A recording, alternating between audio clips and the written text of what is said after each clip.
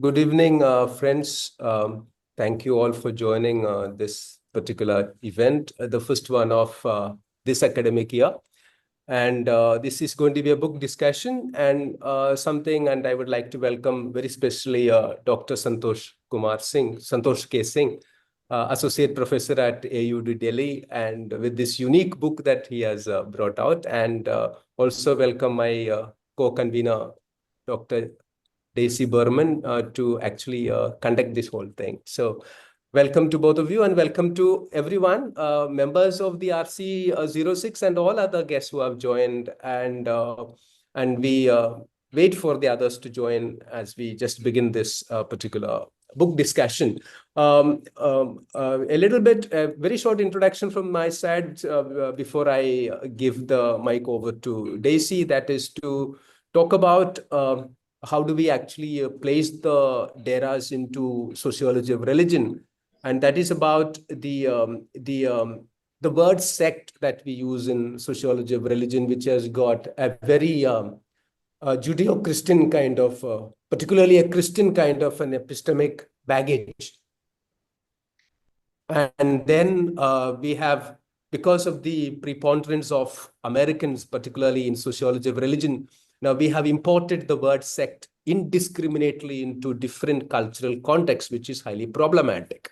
Because the origin of the word sect, in a way, in Christian kind of understanding, is connected to the idea of schismatic kind of breaking off. And then it got immortalized in a way by Max Weber's work on sects in America. So that is where then obviously the church sect typology took on, and people from very different backgrounds started the indiscriminate use of the word sect. And that is where this term DERA becomes very, very significant for us from South Asia, particularly the northwestern part of India, particularly, and Pakistan, that part of Pakistan, where the term DERA becomes very, very significant from a sociology of religion point of view. So that is where we would like to place it theoretically. And now I hand over the proceedings to Daisy. Thank you, Joseph, sir, and thank you, Dr. Santosh, for agreeing to speak to us about your book, newly launched book, The DERAS, Culture, Diversity and Politics, and it has been a delight reading that book. I mean, it has transported me to Punjab, a place that I have never visited, but I have mentally walked through the streets of Punjab and the DERAS while reading your book, and it has been incredibly delightful reading your book. So just to introduce our speaker for our audience. So Dr. Santosh Kumar Singh is an associate professor of sociology and the dean of School of Liberal Studies at Ambedkar University, Delhi. His research spanned from sociology of religion, caste, rural transformation, agriculture, development, and agribusiness. He focuses on subaltern studies movements, DERAS in Punjab, and the questions of identity politics, which we find plenty in his book. He has engaged with the idea of the identity and its fuzziness extensively in his book, The DERAS, Culture, Identity and Politics. He holds a PhD from MA, MPhil, and PhD from Jawaharlal Nehru University in New Delhi, and he is affiliated with Impact and Policy Research Institute, where he contributes to various research initiatives. So, before Dr. Santosh, before diving into the specificities of your book, I would like to hand over the mic to you to walk us through your experience, your reflections, or your key takeaways while bringing this work to life. Thank you very much, everyone. Professor Joseph, Dr. Deji, and all the colleagues from sociology and not necessarily from sociology, but part of Indian Sociological Society. Let me first of all thank you all for giving me this opportunity to talk about my book. And this is the first, even though there were one or two planned, but unfortunately I missed. I was going to Chandigarh and there was one planned here, but somehow we couldn't do it. So it had to happen here. And I don't know why, but I think increasingly I feel like writing more than speaking. I would like to just share with everybody that is it happening to you? I'm 54, and so I don't increasingly I feel that it's better to write. So speaking comes to me. I'm a reluctant speaker now, but for that I think I will have to reflect upon myself as to what has been the journey like so far. This book was never planned. I can understand that some books are planned, but this book I never planned. I never even planned that I will ever go to any DERA.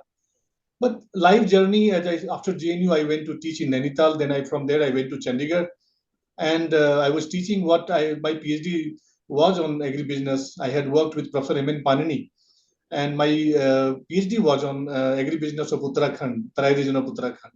So I was traditionally, as it happened conventionally, that people follow that.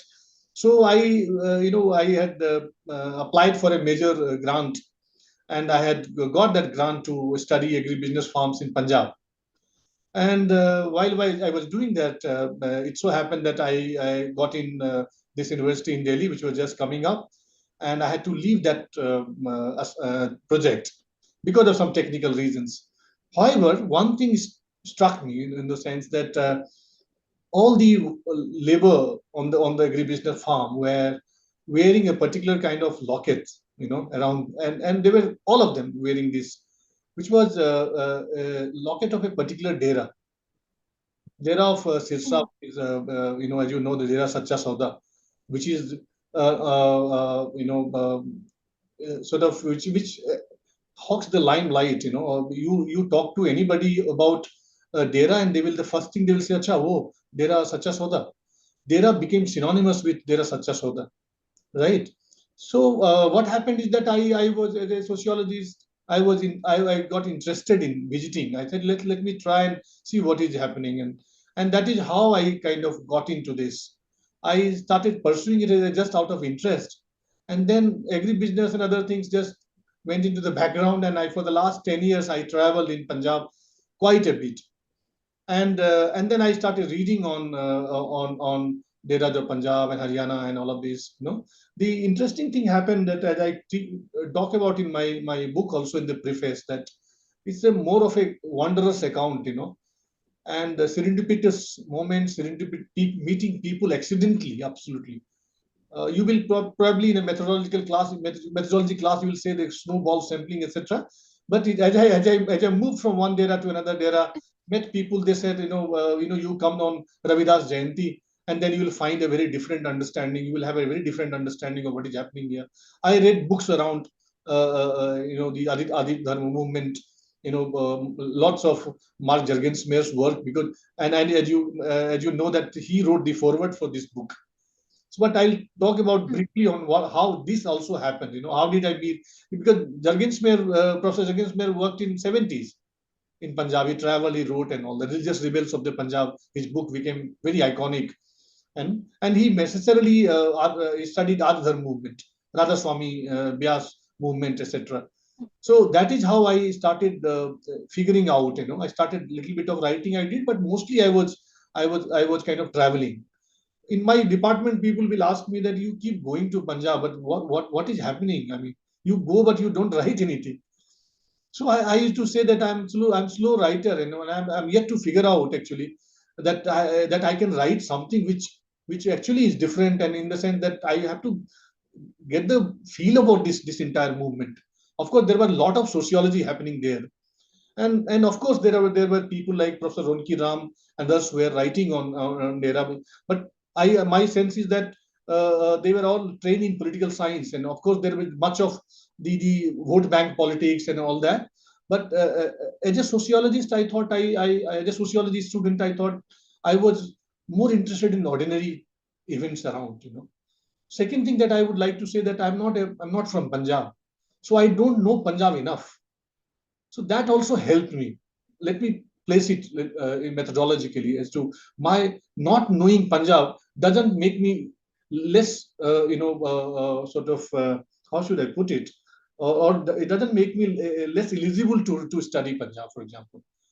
So I wanted so therefore what happened that I started looking at music, for example, video cassettes, the booklets on the bus addas, and the shop outside the various DERAS, all kinds of DERAS, for example.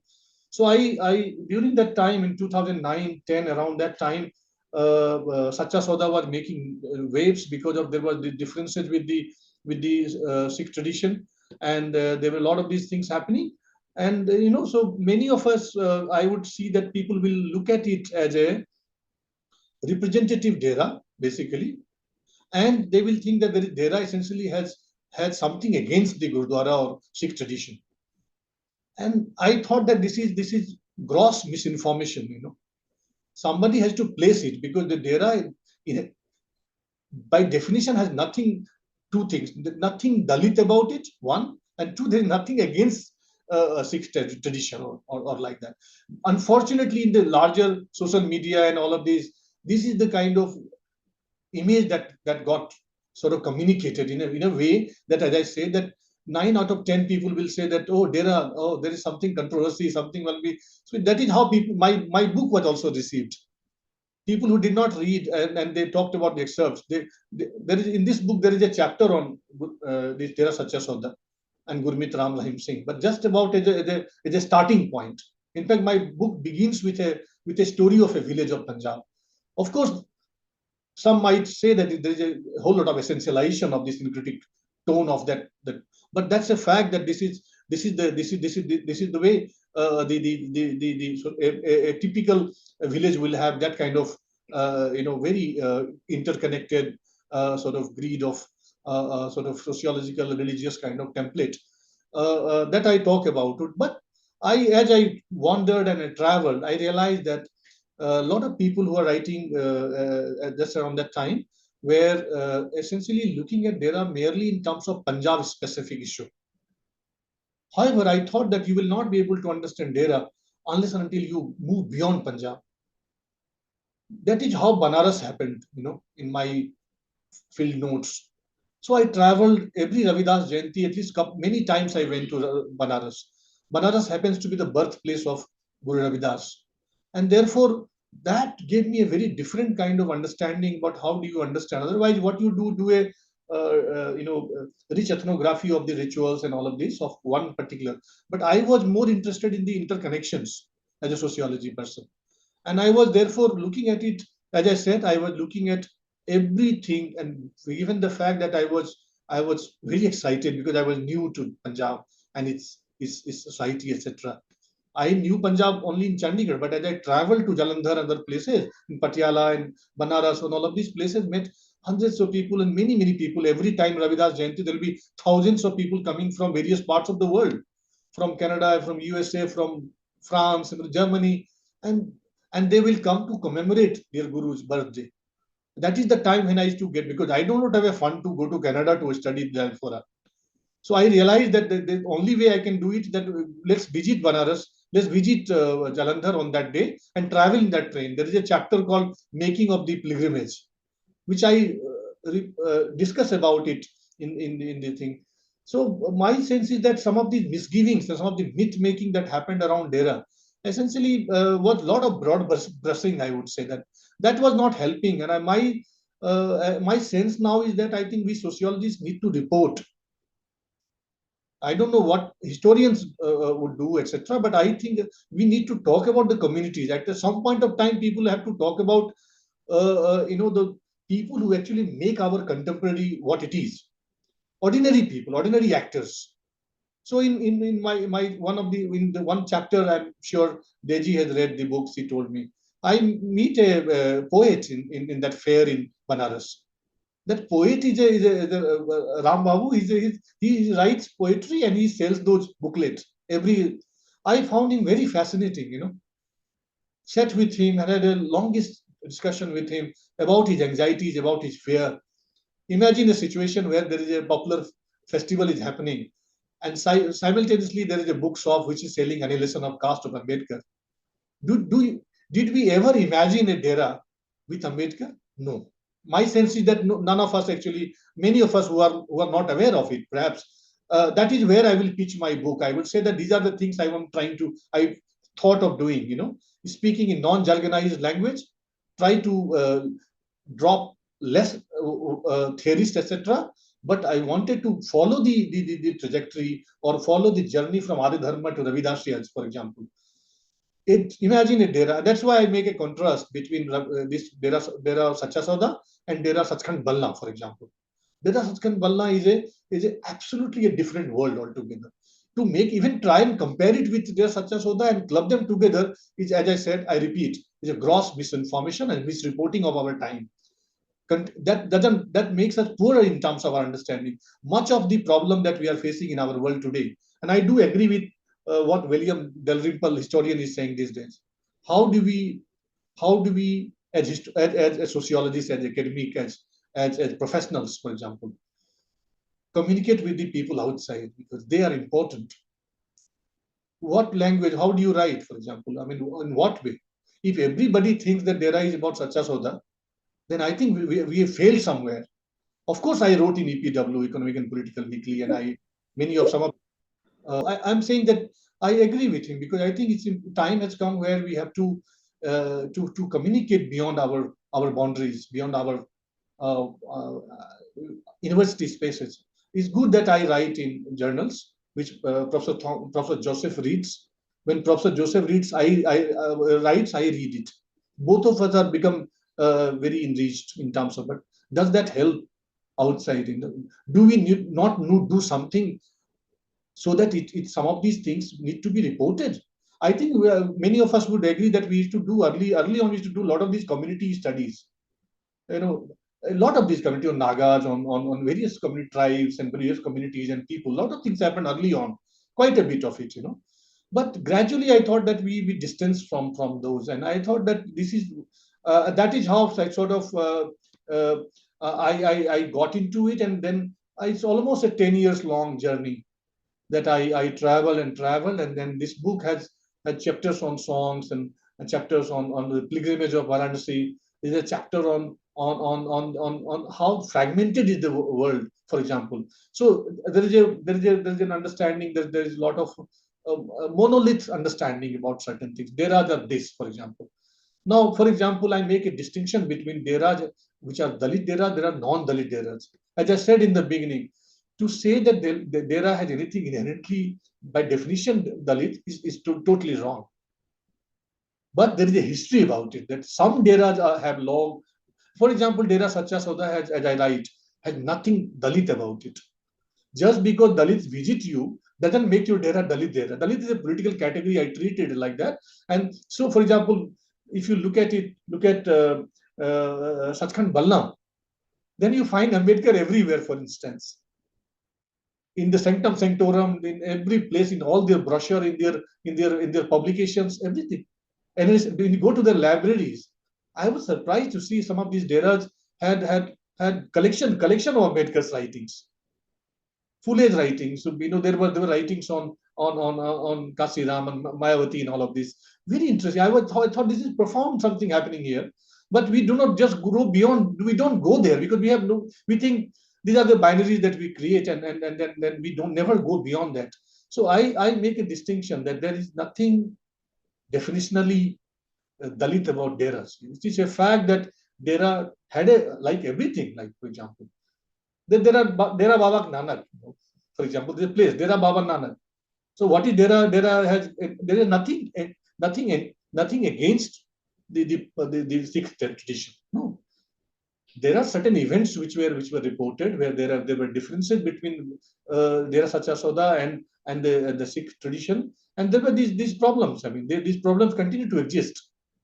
But to broad brush the entire DERA tradition as one monolith, it actually kills the understanding where we have to be more discreet, and therefore these comparison between Sacha Sauda, and which I repeat, I call it as a very smart entrepreneurial venture. It's a very smartly done, and like all the startups, I think this is also a good startup, etc.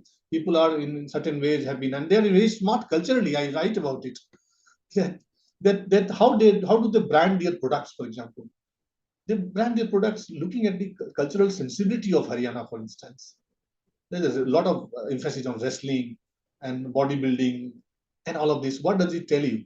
That here are these people who are sociologically probably smarter than many of us. They understand how to project, how to pitch it, and how to brand themselves on it. Even though this person is in jail, for instance, and this Baba is in jail, but there are people who are still followers. We have to understand it. It's not about me liking, not liking, etc. The point is that certain things are happening, and as a very conservative sociologist, my basically I understand that I have to report. I have to, at least at some point, I have to tell through in my writing that this is what is happening. Don't broad brush. Don't monolithize any institution. It is as diverse as anything in India, for example. So why? So therefore, these are the things, and you when you read the book, it has been presented in a fashion where it moves in a manner where you feel like you're traveling in the sense. So in the preface I say that this is maybe the hardcore methodology people, research methodology practitioners would not like reading my lines. But maybe, but I come from somewhere, and it is fine that Professor Joseph and me can exist in a department. I may be a good poet. He can be a fantastic methodology research wala with Python and all of these SPSS, etc. I may not be that good, but I may be a good poet. But as long as we respect each other, I think we make a good department together. Why do you want me to be like you, or I want you to be like me? It's good to be different and enrich the department, for example, on a lighter. That is there in the sense that, however, as I said, that on this DERA thing, I think therefore this distinction I make in this DERA being Dalit DERAs and DERAs which are non-Dalit DERAs, nothing to do with Dalit. They are enterprises. They are being managed in certain ways. But there are such kind of Balna is absolutely has a long history. Imagine a movement which is more than 100 years old, almost 100, 1920s it started. And the Gurus were in touch with Dr. B.R. Ambedkar, for example. Extremely sort of well versed in the language of social justice and all of this, right? And remember, they are Babu Manguram. I think many of the friends from Punjab and other places must have heard of him. Babu Manguram, who actually worked hard in the early 2-3 decades and got this word Adharma included in the census, as you know that. But then this transition happens from Adharma to Ravidasiya. Things change in Punjab. Adidhar movement itself, Manguram also with his death, that entire movement kind of got sort of stalled or did not move ahead. But increasingly we found that there are Balna, for example, Sachkhand Balna, they started emphasizing the Ravidasya word more often than Adharmi. So, for example, in Jalandhar, you will find it very difficult to make if somebody asks me to classify, I would be as puzzled as Evetson Nesfield of census commissioners of those 19th century. Remember, they were like puzzled. They went to study caste in Bengal and other places. Samajh mein nahi aa raha, what is happening? By the time we know that we understood a little bit, it changes everything. So same thing was happening here, that you find extremely fuzzy situation, like, for example, they are both Adidharmi and Ravidasya in the same household, because some younger people say that Adidharmi word is for example, is not very sort of clear in his communication. So they said they want to call themselves Ravidasya, for example.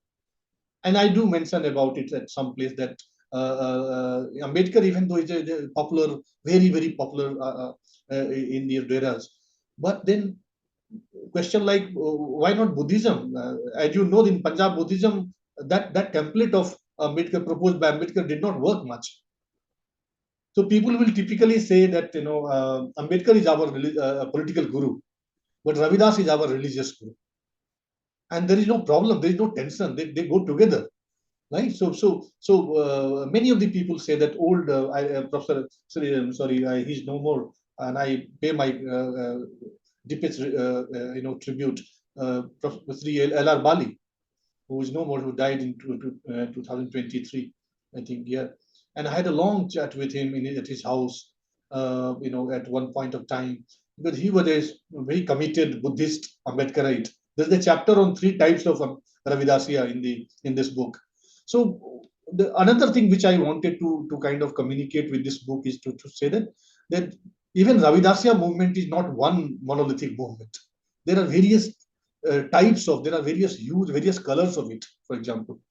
And one dera I talk about, the near Balna, which actually 2009 onwards started very sort of strongly, and there was this lot of this emphasis on Ravidasi identity also. They created a new book, etc. And there was this emphasis on that we should have our new identity called Ravidasi identity. But just about a kilometer away from that dera, there's another dera which I saw, very interesting dera, where there are 2 Nisam Sahibs, for example, 2 symbols, one of Sikhism and one of Ravidasya. So you can imagine there was this dialogue, or this was kind of disagreement happening right there at a distance of 1 kilometer. And that is how DERAS emerged. A lot of people say that how there are 12,000, 9,000 DERAS, 9,000 DERAS in Punjab, more than that now. It is an old statistics, but there are lots of DERAS. So you disagree and you start your own institution. The new DERA emerges. And disagreement, I argue in my book, that is very quintessential us. Philosophically also, and also that the point that I wanted to say, that we also need to look at DERAs as a lot of these philosophical churnings, disagreements. When you are in Punjab, Ravidas is portrayed in a very different, very Nirguni mode. There are no these symbols and all that Vaishnavi. Moment your train moves into Banaras, lot of this Saguni avatar of Ravidas emerges. The photographs and calendars were very important to me. I mentioned about politics of calendar and posters. They tell you about what is happening. For example, near Dera Balna, there were these lots of pictures of Mirabai, for example. So I sat with the shopkeeper and I kept watching who buys what. And it's interesting for field worker, and I argue that I don't want to call it field work. And the field work is somehow brings an element of lot of control about our field. And it looks like that Rampura happened because of Srinivas, as if Rampura never existed. It's Srinivas who gave agency to Rampura. Rampura existed by Rampura made Srinivas. It's not Srinivas made Rampura. I think field also changes you. No matter how much I tell you at the university department and all, give you all the methods and kits and everything, and you go there, but please be ready to change. This is how travel. I thought Banaras never was in my part of my imagination. I never thought I will go beyond Jalandhar, but actually I went to Banaras quite a bit, and a lot of these DERAs must be understood.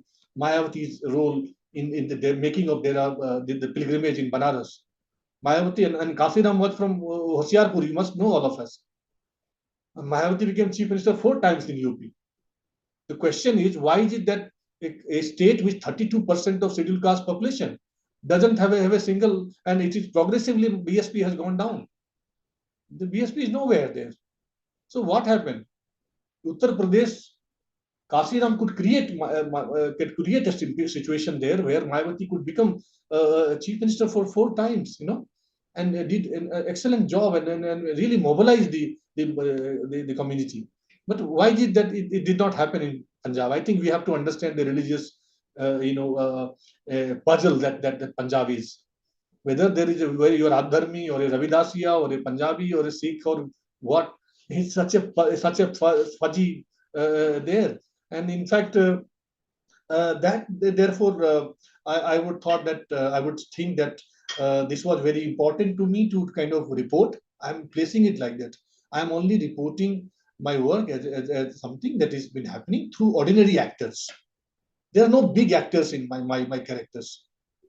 I'm traveling in Satabdi Express and I meet Ram Saru, and he shares with me.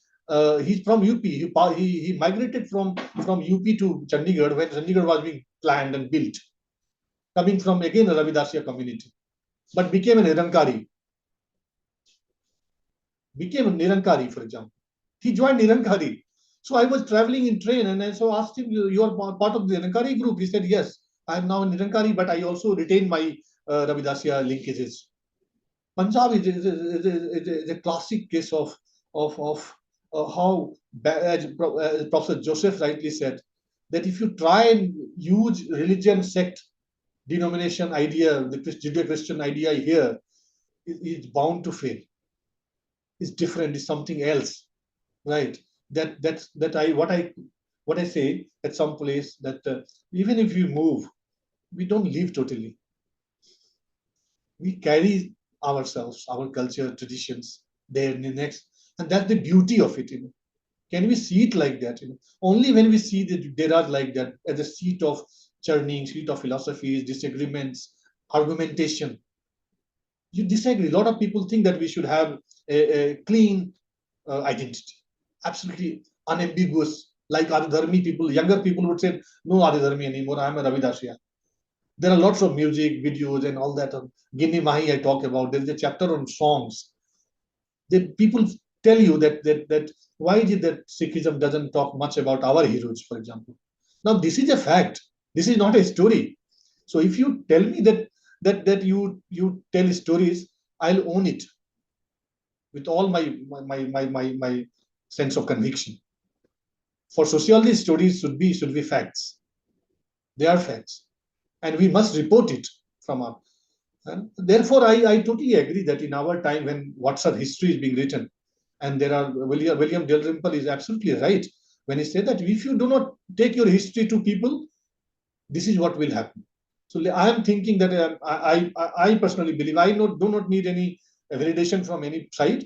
And I'm at the age, at my age, I think I will speak my language. That is how I have been so far, and I feel that what the kind of sociology that I understood is my job to tell the stories to people in a manner which is methodologically follow the certain kind of protocol, but not really too fussy about the certain protocol, etc.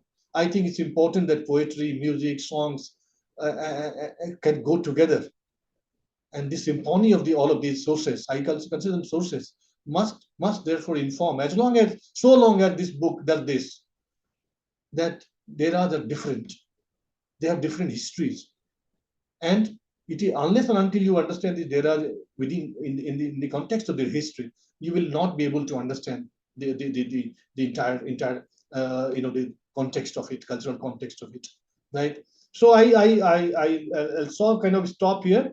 I would say that I'm happy that I took this journey. I still teach rural sociology and sociology agribusiness in my master's class. I have not stopped teaching what I learned at my PhD. But yes, last 10 years were entirely dedicated to DERAS and Punjab, and I hope that I'll take a break from here from Punjab and I'll do something much more interesting. I will come with another story to you, a story I underline. So Thank you, sir. thank Thank you you. for your wonderful opening remark. Actually, this kind of answered the first question I had framed for you. So we will skip to the next question. But yes, as a reflection of when you were speaking about it, and when I started reading the book, and it begins with the sacred geography, and it goes to, I know there are such a Soda, and it's and his larger than life kind of a picture. And then in the beginning of the book, I thought that, oh, all the gurus there need a good PR. But while I, move ahead with the book, and that gets denser and denser with ethnographic data and your, observations, and I realized that there is far beyond these flamboyant gurus and this, spectacle-driven personas. There are complex and complex identity politics, ingrained in complex identity politics. There are vividly diverse in their existence, and that's what makes it very significant to sociological inquiry, as you rightly explained in your opening remarks. So I'll move to my specific question, especially from your chapter, Myth of a Monolith. By the way, wonderful title. I was stuck with the title for a while. How wonderfully framed title, and how it captures that the Ravidasi identity has been, has interacted with multiple other identities, and it has, where Ambedkarite sentiment is the common thread, but it has, how DERAS express identity is very layered in nature, and you chart out three distinct identities in that particular chapter. But then my question is, and you also ask certain very important questions about the sociological overemphasis on the numerical strength as political dominance, which I found very interesting that you mentioned that while Dalit, why there's a lack of strong consolidated Dalit politics in Punjab, even when there is 32% of the population is Dalit. So could you please reflect on this paradox by highlighting the relationship between the state and the DERAS, and state meaning from census enumeration to electoral politics, as you have rightly discussed in this book, and how this DERAS play a certain role in shaping or fragmenting Dalit political expression. Yeah, I'm not denying that DERAs are like other other religious places. DERAs also visited by the politicians. All political parties do visit DERAs. I did mention even in 1 or 2 pages about the entire Channi experiment, for example. I wrote it on Channi experiment in EPW as well. That when you overshoot anything, it just because you have been visiting DERA Sachkhand Balna, might not necessarily translate into votes. As you know, the Channi was the first Dalit, chief minister of Punjab, even if for a brief period, but he lost later on. But then, point is that just because that's what happens. You do not understand that it's not that there are such kind of Balna entirely takes charge of or holds all the Ravidasiya into its fold. That is where I make this comparison between all kinds of there are still elements or institutions which you want to stick to Adharmi template, for example, and they say that Adharmi template is much more inclusive. For example, it doesn't make a distinction. Babu Manguram's idea was to have a larger Dalit coming together and consolidation of Dalit identity, which is not the case in Ravidasiya movement, for example. The Balmikis in Jalandhar would say that this is not done. I mean, Adharmi was a better template because it aimed to get all of them together. Even though Ravidas Adharmi movement itself was dominated by the Ravidasis. If you look at this thing. But then point is that the moment you try and foreground Ravidas as the face of the movement, the Balmikis will have problems. They do have problems. They say that also Ravidasiya movement, especially 2009 onwards, there were these very strained kind of relationship with Sikh tradition, and it is very interesting for those of you who are not very aware about Punjab that if you think that somebody, just because if you find Guru Granth Sahib in somebody's house and you conclude that he must be a Sikh, then you are totally wrong. Don't do that. It's not like that. It's not like that.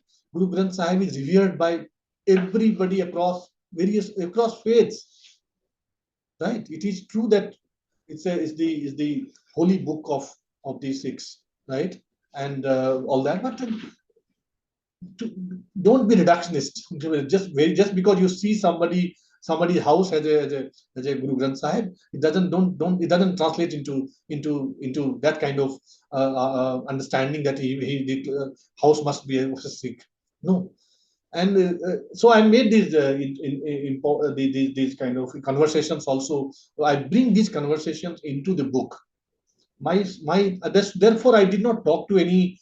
As I said, I depended on ordinary characters, people who actually have been part of DERA's movement for 30, 40 years. Interesting part that I would like to, so while I was doing this in 2017, in my university, I happened to meet Mark Juergensmeyer. He had come to give a talk and all that. By that time I had done one or two, I think, one article in PW. So I met and said, I'm very familiar with your work and all that.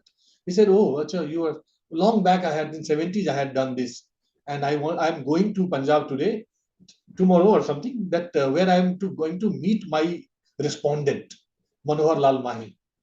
He was a young man then, and I used to drive on his scooter. So I'm just going to meet him after 50 years or something. He must be Jurgens, but he's now 75 plus. So I said, can I come with you? See, so I said, oh, you can come. I'm not going to do any field work. I'm just going there because I want to meet him because he was very helpful to me and all that. Now he is a grandfather and all that, Manohar Lal Mahi. I said, I'll come with you. So I just quietly traveled with him. Wherever he went, I also went with a diary and all that, kept quiet sitting there. And that's where I met people, important people, ordinary people. Manohar Lal Mahi, for example, after Jargensma, it looks like somebody passed the baton to me to do some bit of work. I passed the baton, I think so that is how it happened. That is what Jargensma thing happened. And I'm very happy to report that, or to share that we have done a co-chapter together in a handbook on Punjabi studies, me and Mark together on from Adharmi to Ravidasiya, that chapter. So I'm sure I'll share with you all. But the point is that I was interested in knowing his footprints, knowing his people. Did I plan it? No. Did I know that he will come? No, nothing. I'm only saying that that I do it with my PhD student also. I said that I've said this to you, but these are not final words. Trust me, your fieldwork should change you. After we are sociologists, we don't do robotics. we go to the field, and a song can change you. A song can take you to Banaras, or you will meet a Ginni Mahi, which was never part of my what we call planning of our research, and thick what we call the review of literature. Unless until you read these 100 pages, you will not be able to do that. All for it. But remember, field will change you. It's the Rampura which creates Srinivas. It's not Srinivas which creates Rampura. That for sure, I would say. With all humility, I would like to say that sociologists need to kind of sort of take that route. So that's the response to your very broad response, but that's what it is.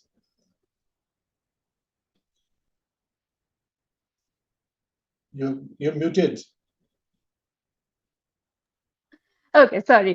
So moving on, you have mentioned about posters and songs, and you have dedicated a chapter that is kind of my favorite chapter from the book. And when you're talking about the politics of posters and songs, so I would like to ask you, like when we look at the DERAS, semiotics seem to play a very powerful role. I mean, DERAS are very visual, right? They're just out there through imagery, colors, flags, and the way, and just by the way the space is organized. So, in fact, you also mentioned about how Ravidas's image, the personification of Ravidas changes in Banaras. And same with Ambedkar. Ambedkar's image as well takes a different shape in Banaras, or different kind of, markers in Banaras and different kind of markers in Punjab. So, what do you think these symbols help DERAS say or shows, especially about religion and caste, that politics or organized or mainstream religion often does not? Why is semiotics so important to an identity that is articulated through these DERAS? I found that, for example, Ravidas is presented. Guru Ravidas is presented as the incarnation of Krishna, for example, or Ambedkar is also presented in such. If you look at the calendars that they sell, and Ravidas Jayanti has the 5-10 days of festival and Mela there, near BHU, and that is where I think it tells us about the difference between a lot of people who are the locals there. Interesting, Deji, that I found that there are, you must have found also, there are these counter arguments that this is not the correct actual birthplace of Ravidas. There are these counter arguments which say that no, we are because the Uttar Pradesh, Ravidas was from UP Wala. And people are against the Punjabification of Ravidas, for example. People say that, these are rich people and they have hijacked our Guru.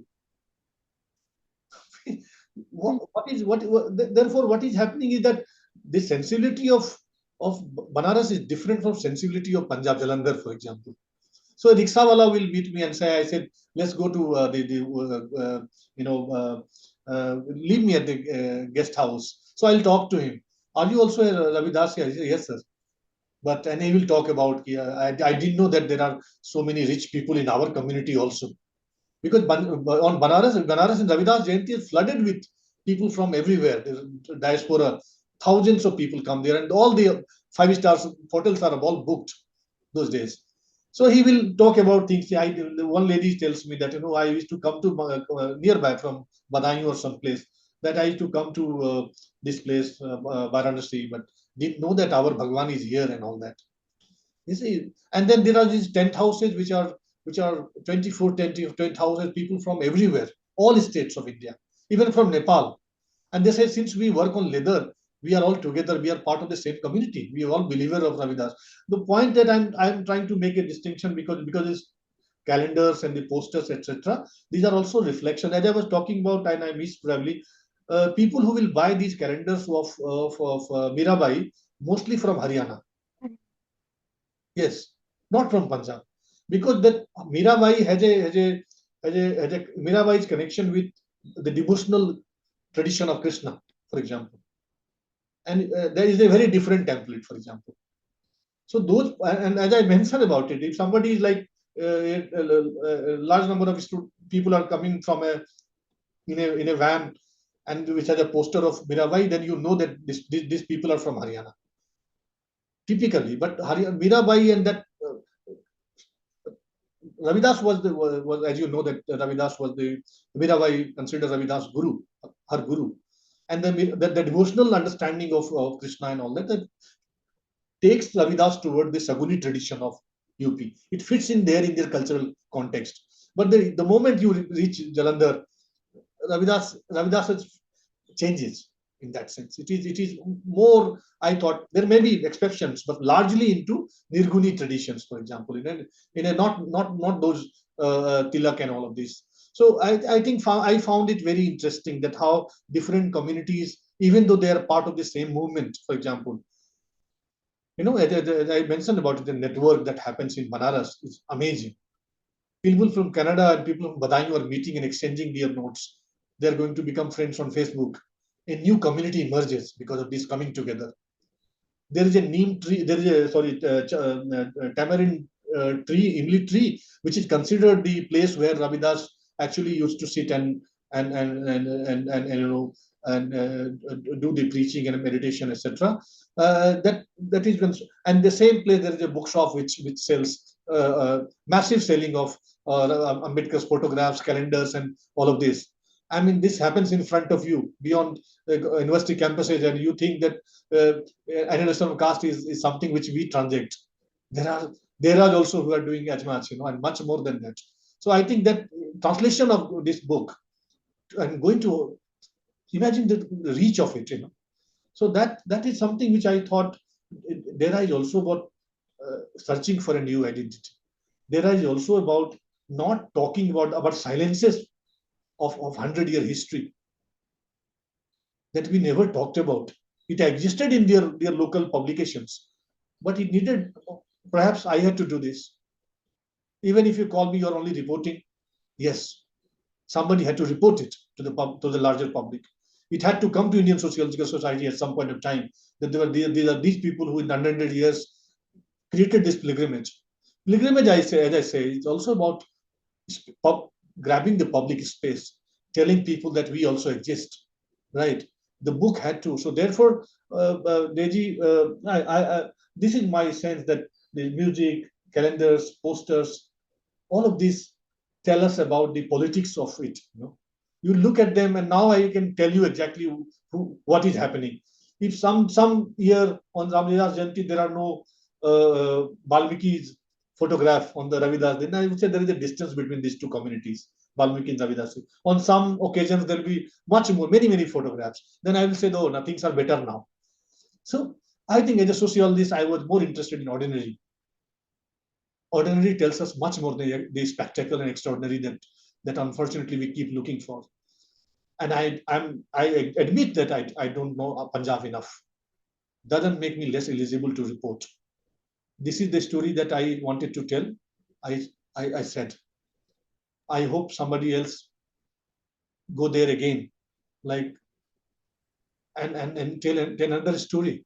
And that is how we move. And we know our society better. Right? So this is all that I did. Okay. All right. So I had too many questions. I mean, at least three, but I think I should ask my last question now because we have very interesting question in the chat box that I want our author to take up. This question, I mean, is a continuation of this fragmented identity politics and how it culminates into, and we have seen in the context of data that it often has also culminated into violence. I mean, the whole Ravidasya, the separate Ravidasya dharma also came out as a result of the violence that happened in Vienna in 2009, where Sant Ramanand was shot dead, and other Sant who was injured. So but there is an entanglement of the data with violence, and mention in your book about certain tensions involving the data, and there are also like violence not only in physical forms but in symbolic forms that you also discuss when you are discussing the lyrics or the content of the songs, and how, of course, you also talk about how the violent language or the retaliatory language of these songs have waned down or waned out or petered out with time. But there was, for example, the dangers chamar by Ginni Mahi and others, where they're assertive, they're talking about sacrifices. They're talking about we are sharper than real weapons. So there are, certain kind of an assertive, violent language that are being played out or sung out in these protest songs, and rightly so. I mean, we have seen the history of, assertive language in subaltern expressions in music, especially specifically, whether folk or popular. But my question is that this entanglement of violence, I mean, how do these expressions of both physical and symbolic violence, what do they reveal about the DERA's engagement with wider power structure, identity politics, and marginalization? Like you used the word subaltern at times. So how do you can you pack it up for us?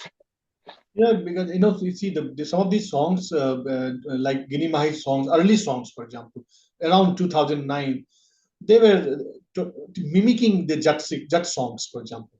Jat songs are, as you know, the dominant caste. So if you look at their songs and their content, extremely masculine in terms of its presentation, right? They will like extremely jazzy cars and lots of money and flashy lifestyle, etc. And then there is also a kind of mimicking that happens. It's a kind of anticipatory, a kind of response to the dominant context of songs. That is why if you look at that song Danger Chamara, interesting that the Chamar word has been absolutely sort of accepted by the community of Ravidasyas. I said I am not. I mean, we own it.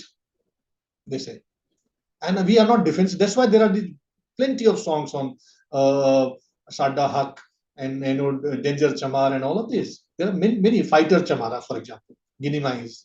Gini Mahi songs are also on Baba Sahab Ambedkar. मैं fan di Baba Sahab, मैं fan Baba Sahab di. There's a song by her, right? So, but it starts like this because it obviously tend to imitate that we are no less. It's of course very masculine and very violent in that kind of understanding, etc.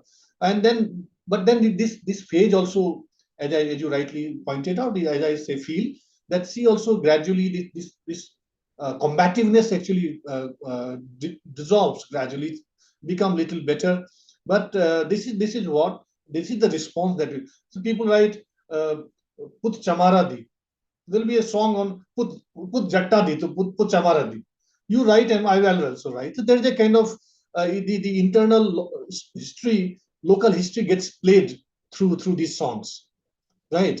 So much of this you see there, you know. But as for violence, I do not think there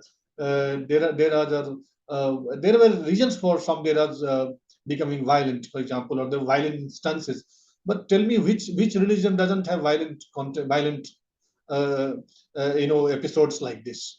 If you agree to that, then why make exceptions about DERAs? Why do you think everything good will be happening with it? Let's not. So for my sense is that it's not. I'm not presenting a perfect image of DERAs. DERAs also part of, like any other religious places. DERAs also but part of aspirations, about of history, about a marginal sense of marginalization about something that we have not been represented well.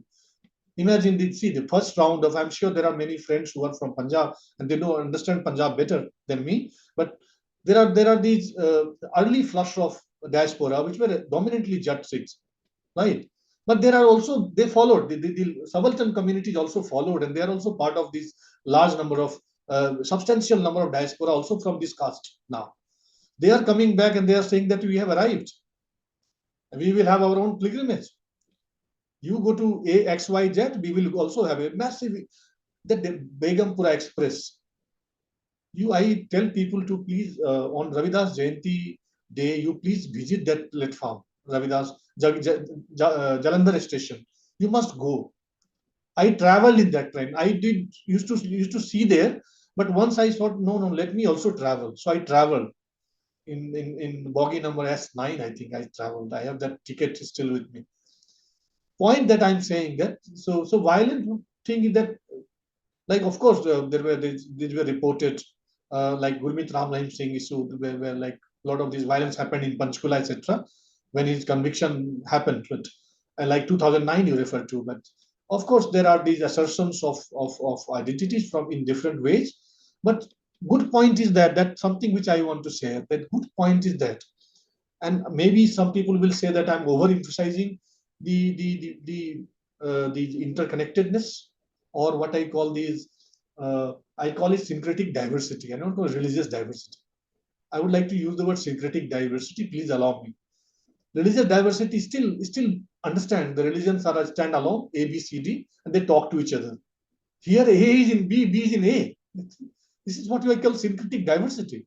There is a temperamentally we are like invested into each other. And it so far it's the best thing that can happen to our society. We can never find, it's like a woolen ball, you know. You cannot it's a very interesting bit. I imagine as I mentioned about it, I imagine India's religious traditions landscape as banyan tree, big banyan tree. Yeah, and I am happy that Professor Jurgensmeyer also agreed to that it looks like you lose the sense about where it started. That's the beauty of it. I think we need to invest in these interconnections, and I think that is where I think we will be able to kind of find some way ahead. Otherwise, violence, yes, once in here and there, but I think in that case, why this question for DERAS only? There are, in that case, you have to include everybody. So that's my response. Yeah. Thank you so much, sir. Although we had questions from our side, but I think we will skip because there are too many interesting questions on the chat box. Sir Joseph, sir, would you like to read one or two? We can't hear you, sir. You are muted. Yeah. Joseph, yeah. Yeah, sure. Maybe I'll just try to take it from the beginning because I'm just trying to scroll it up. Let me see if I can. Yeah.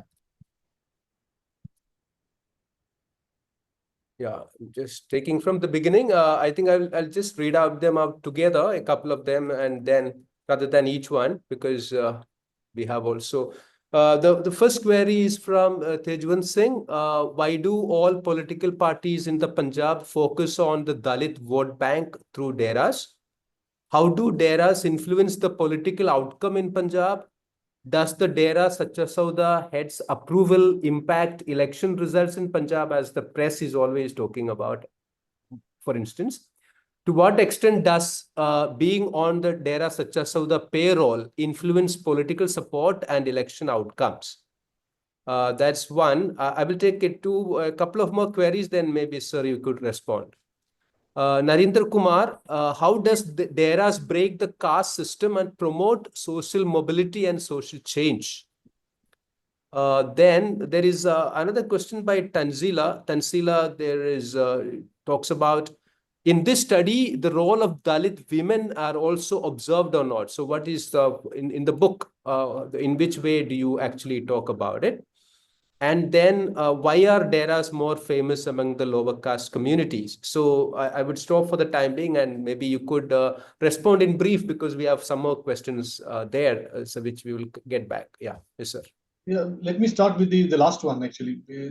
The reason why the large number of subaltern communities, the Dalit communities, move towards the DERAs, because of the fact that even in a landscape which is actually marked by, say, the equalitarian understanding of the world, for example. And Sikhism is absolutely, in theoretically speaking, in scripturally speaking, textually speaking, is absolutely clean on that. For example, no question of caste, right? Very egalitarian in temperament, right? But as you know, that we humans know how to make difference, and we know that despite all that, therefore you find a long history of Dalit Gurdwaras emerged initially. Because they were not treated as at par with each other. Jat Sikhs dominated because of their economic clout, because of and that brings in other clout, for example. So that created a situation where the Dalits kept waiting for long, waited for centuries, and therefore they thought, okay, if that is the case, then we'll go our way, and that's where these things emerged. In Sikh tradition, for example, the concept of guru is closed. There is a closure about. There are only 10 gurus in Sikhism, as you know. Beyond that, only Guru Granth Sahib is the guru.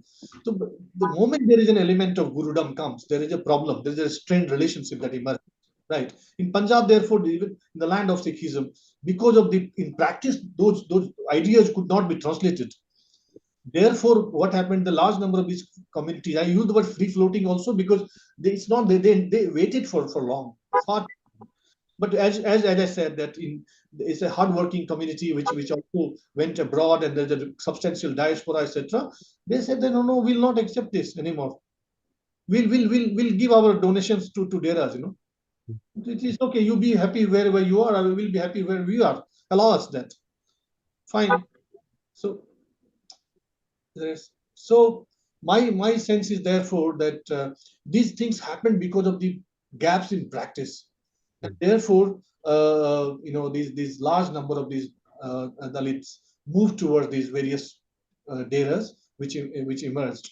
But as I said in the beginning, that to call a DERA a Dalit DERA just because large number of Dalits go there is to me is not correct. As I said, there are DERAs which are the political understanding of Dalit activism, like activism, for example. The preponderance of Ambedkar, almost part of the religious iconography. In the centrum, you find the poster of Baba Saheb Ambedkar there.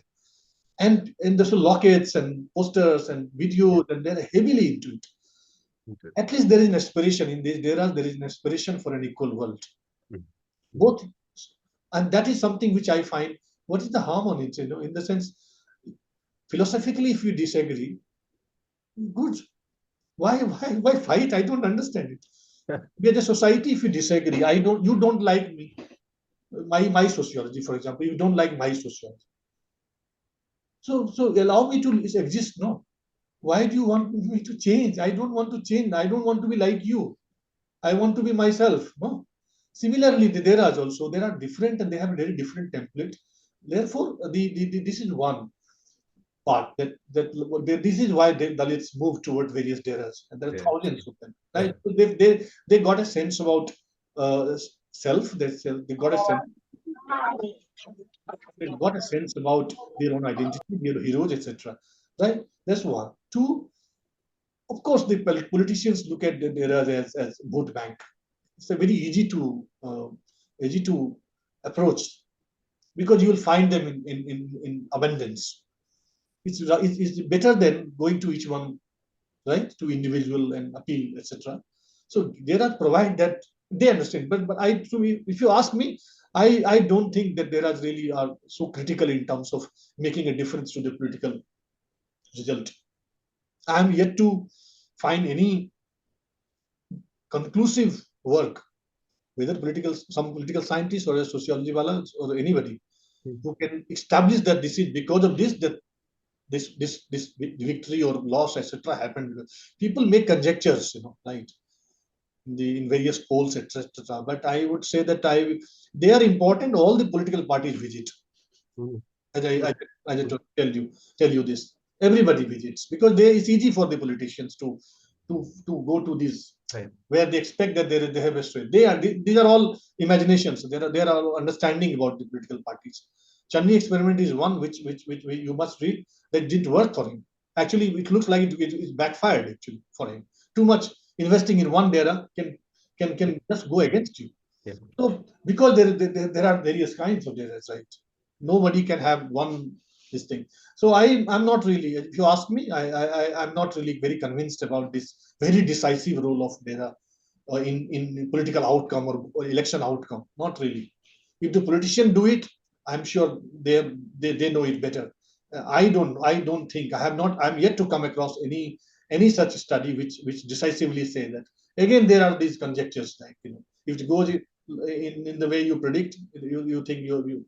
But I don't think there's a connection, because in Punjab at least, Dalit is not a very collective monolith. It's a very fragmented on various lines. And religion is very fundamental.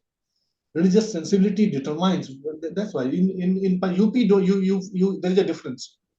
Jatavas are there, and they are very together in that sense. There is a larger sort of collective this thing. But unlike in Punjab, which is very sort of fragmented in that sense. That's the thing. On women, I think I agree that there was this book, this review which appeared yesterday in the Indian Express on Sunday of my book, in their book page, and the reviewer makes a comment that there is no mention of women's role, etc. But it's of course a very masculine space. As I said, I didn't find any data where at least could not find anywhere. Of course, there are women as participants, as followers, but there is no guru as women guru. I didn't find. But just to respond to that question, I have a PhD student who is willing to go to Punjab. So I have given this idea to her, that would you like to study women in DERAS, right? As I said, कुछ हमने गाए जहां तक हमको लगा, कुछ कहानियां हमने बताई आपको. I could this much. I think there are others who will do something more, and that is how we'll travel together. I'm waiting for some more people to go to Punjab and Banaras and do more work, and I'll stand for. I'm happy to be corrected, proven wrong, everything. But this is what I saw, and this is what I'm reporting with at all integrity, right? And therefore, so that's all that I had to say on these questions. Yeah. Okay, so we have Dr. Vishak had raised his hand. I think he has a question. So we can take a question from there if he wants to speak. Dr. Vishak, are you there?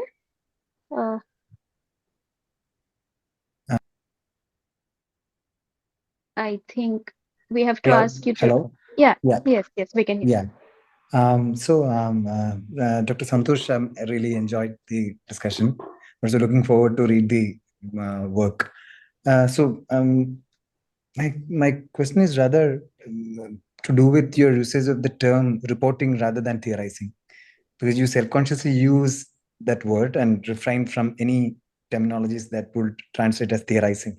But from the way you began the talk itself, like starting with the lockets and other things, in all of these themes that you discussed, like the politics of space, habitus, or that of the self, these are very much there in the narratives that you are giving us. But still, you self-consciously try to refrain from those kind of vocabulary. Of course, you were mentioning how we should reach out to a larger crowd and not confine ourselves to the university spaces, etc. But I think, don't you think that we should also pitch this as acts of theorizing, Because otherwise we would be leaving theory as kind of a domain which has nothing to do with any of this. But what do you think about this? Like, shouldn't we also tell the sociology students or the larger sociology academia that this is what theorizing looks like, which is very much present in your work, even if you refrain from it? And the second one is, why did you avoid the word identity from the title of the book? Did you ever think of that? Because it's about culture, diversity, and politics as this subheading, as I just understood. So has it got to do with your insistence that I'll talk about different kinds of self-expressions, many of which cannot be contained within the narrow ambit of the rigid category of identity? Thank you very much for asking this question. And I've been teaching. I do teach social theory in my class, and for a long time I taught social theory, and much of it, I don't really see there is a kind of any strained relationship between theory and practice. Both complement each other. Where do you do theory? Can we do theory in vacuum? Theorizing happens because of whether Habermas or whoever, they theorized because they saw, they observed, they looked around. Theory doesn't happen in our head only. This gets informed. So therefore, practice and theory are very integral to each other, right? So I am not underestimating at all, or the theory part of it. I was very conscious that I would like to write, because I'm also someone who believes that I'm a sociology as a practitioner, but I'm also sociology a person who wants to make intervention or wants to reach out to people. That's for sure. That I think is my ultimate, or my responsibility as an academic, to reach out to people in the language which is accessible, the language which actually communicate the nuances of culture and society. So I would be very happy if somebody, an IIT graduate or a corporate sector guy, picks up the book at the airport and reads it and said, no, that is not just about Ram Rain. Sorry. Mm-hmm. Yeah, if that can happen, I'll be very, very happy. And theory, we can do it. You come to my university and I will come to you. We both will do theory. We have done theory so much. That is why, because the theory allows you to think and look at the ordinary with meaning.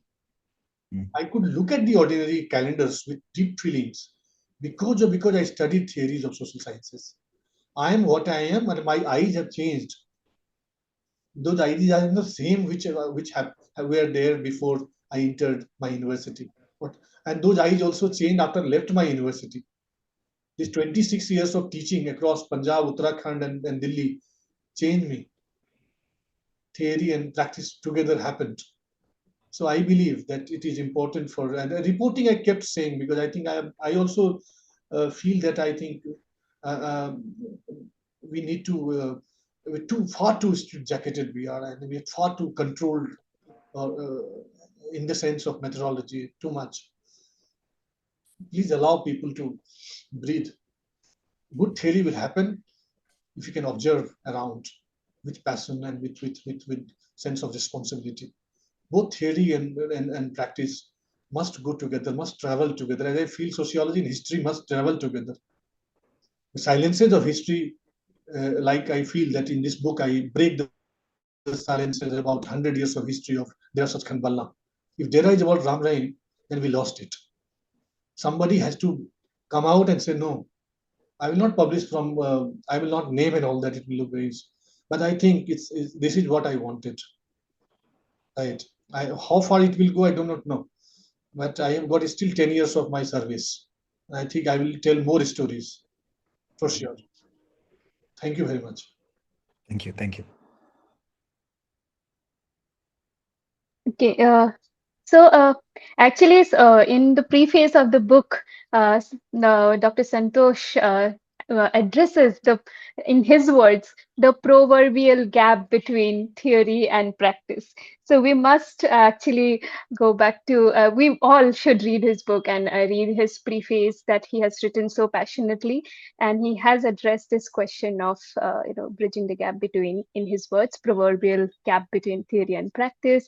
And yes, but Dr. Santosh, I think there was also a question on identity, like why did you leave out the term identity from the title of your book, or rather, why did you choose the terms that you did? Culture, I thought, is a more generic term, and I wanted to place DERA as a more of a cultural, sociological category rather than a political category. Keep looking at DERA as vote bank. I think every time I was really baffled. It is such an exciting, and sociologically such a vibrant place. Somebody must tell that DERA is also about Ambedkar. But if you think DERA is only about Messenger of God and those cinemas and Love Charger songs of Gurmeet Ram Rahim Singh, I have nothing. I have nothing against any DERA. Why should I have anything to do with it? But I think that's a gap, huge gap. I think DERA is as ancient as for people who practitioners of DERA, for example, Mirza Sachkhand Balla, for example, their followers, their gurus, they did so much. Their hospitals, their schools, they run and a pilgrimage they have created, and there is a sense of coming together. There is a network of the communities to coming together. These are interesting, right? I see that the society will grow from here if we kind of look at each other in terms of not competitive in a field, but there's a kind of co-travelers, for example. That's so I didn't. There was no culture I brought in because of that, and diversity is very central to our way, our life, and that's why the politics is, I think, is very politics is not in merely terms of vote bank politics, but politics also in terms of how Ravidasya DERA also differs from each other, and they have differences. For example, the two Nisan Sahib DERA that I talked about, one goes to Banaras, one goes to Haridwar, for example. They also have undertake a pilgrimage which goes to Haridwar, for example. And one goes to Banaras. DERA Balna is responsible for Begumpura Express. DERA Balna is responsible for the huge, Ravidas temple, which is interesting part is that in Banaras, they call it Ravidas Janamasthan Mandir, not DERA. Okay. The DERA was, I mentioned about it, that see, it becomes Mandir because it fits into the sensibility of Uttar Pradesh. But DERA is DERA in Punjab.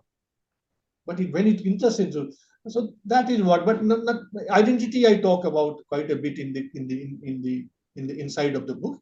But it's not that there was something intended about dropping this word or etc. No. I think culture for me looked like very first word, keyword that DERA must be understood. Second word, diversity was very thematically very strong in understand. In all that we do, I think diversity is the key for our life, our society, and politics, of course, is invariably gets in anywhere. Why only DERAs? Tell me which religion is not about politics. So I think don't make these exceptions. I'm not to you, dear friend. I'm saying that I don't think I found anything which makes them different or etc. They are as violent, prone to violence. Is that politics, etc. It's like anything. For me, it's a kind of very. I found it very important to kind of write in a manner which so that these distinctions are, this diversity is understood, this multilayerity of the phenomena must be understood, and people should not be so reductionist that the moment you see a DERA you think that's a Dalit. No, Ram Rahim is not about Dalit at all. I'm just giving an example. It's not. So I think these are the things. I have very humble ambitions about this book. 2-3 things I wanted to say. As I said, I will be very happy to be proven wrong, critiqued, and I'll happily look into it. Why not? As I said that this is my story. I traveled. I'm different. Right. So I have very different way of looking at things. I looked at calendar. Probably a hardcore sociology wala would not look at calendar. Calendar में क्या sociology है? काय को calendar में क्या देखना? But I was very interested in calendar. Every सब जगह बैठ के मीराबाई का calendar देख रहे थे कि किस calendar में which calendar doesn't have Valmiki? Why Valmiki this time is missing in the calendar posters? and I'll take pictures of 2009, sort of 2013. They had many calendars which had posters which had Valmiki's photograph and Ravidas together. In other times, there is no. So I look into it. Man, they are important. Patricia, where I, for example, I remember my teacher did a wonderful job on calendar art and all that. I think these are also popular sources. Professor Joseph, I personally thought that popular sources are also ordinary actors, characters, the bookwala, the poet in the fair. They tell the best about our time. Exactly. We just think that they are not sufficiently qualified. They are. Please don't make these hierarchies when you about your respondents. Yeah. I think ordinary is this. Sociology lies in the ordinary, right? It's not in spectacles and optics. Unfortunately, our discipline. I would like to look at that. Is the way I train. If you find me wrong, please blame my teachers. I was trained in JNU, and there were teachers I can name. So thank you. But of course, as I said, life also taught me a lot of things. Right. Sure. Yes, so I think we should wind up. Joseph sir, what do you say? Should we wind up, or can we take one more question? And I think we'll Or wind up because there are many questions yes, that I don't think we'll have time to Can take you them up. give my email ID if you can I request you to give my email ID? No, yes, no. you can type your email ID on the chat box. Then the people whose questions could not be answered, they can direct their Yeah, questions. I'll write it here. Can I? Where can Yes. I? It's easy. I read it. Yeah. Santosh, my name. Yes. I'll write it down. Santosh. Yeah. Socio. And SOCIO. Socio. SantosSocio@gmail.com. Oh, that's it. I'm typing it there. Yeah. Please write to yes, me, and then we will. And if you're in Delhi, please come and we'll have a cup of tea together. Right. Especially if you disagree with me, please you must visit me. So, Professor Santosh, I actually wanted to conclude with a personal note, and I'm sure you don't remember, but I got the chance to listen to you talking about DERAS back in 2017 at Oh, IIT Delhi, and I was an MPhil student. okay, that's I didn't know.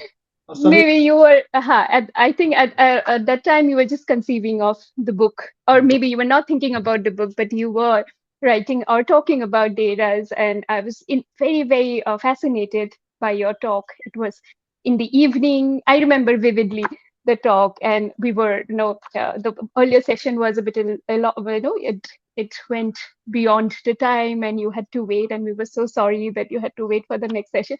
So I was a young research scholar at that point of time, just starting my research journey. I was in MPhil second year in 2000, MPhil first year actually, March 2017. So, and I'm so glad that today I hold your book and I'm discussing your book with you after 8 years of listening to you for the first time.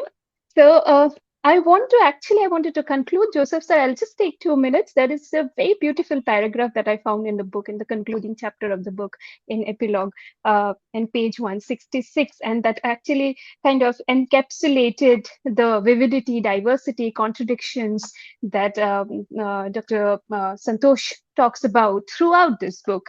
So I'll just read it out and it'll take 2 minutes.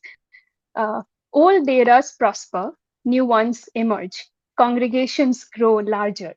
A dera in Punjab continues to preserve the body of its main guru in a freezer in anticipation of his return from Samadhi. Another dera in Haryana and its followers await the return of its son, who is in jail, believing him to have been unfairly framed by the drug mafia. The dera, which is practically a township, has its own schools, colleges, restaurants, hospitals, and a sports complex.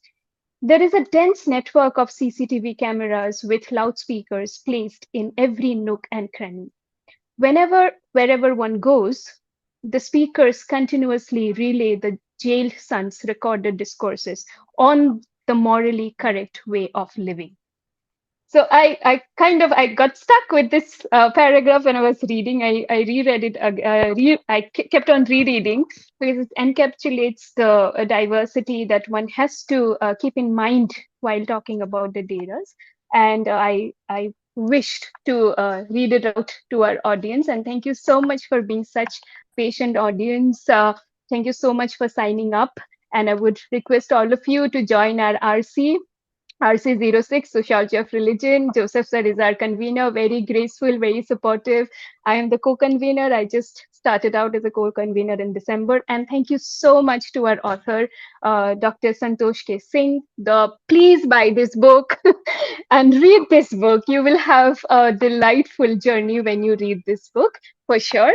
And those of you who have questions, you can direct it to Dr. Santosh's email ID. Thank you, sir, for joining us. Hope to have many more conversations with you in the future. अब आपसे मिलेंगे, भेंट होगी आपसे, बहुत अच्छा लगता है. You smiling sociologists always attract me. Often you and you're so natural. Really honor to meet everyone here. Thank you so much. Yeah. Thank you, your society and your group to kind of invite me, and hope to kind of keep in touch with all of you. Please write to me on my email, and we'll continue the conversation. Okay, thank you, sir. Thank you, Joseph, sir. Thank you, Santosh, sir. Thank you, our audience. I'll end the call now. Hope to see you guys again very soon. Thank you. Thank you. Okay.